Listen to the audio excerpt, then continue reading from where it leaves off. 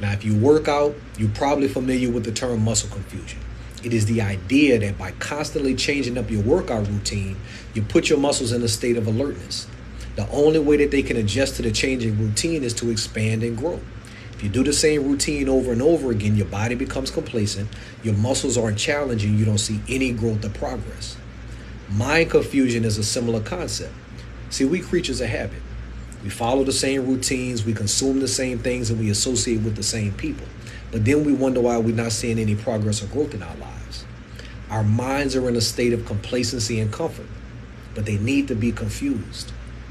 Mind confusion is the idea that you have to constantly introduce yourself to new ideas, new experiences, new people and places so that you keep your mind in a state of alertness, forcing it to expand and grow.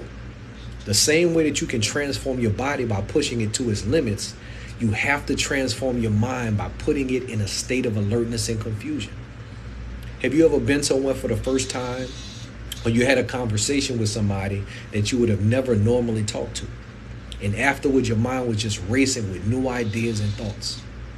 That's mind confusion.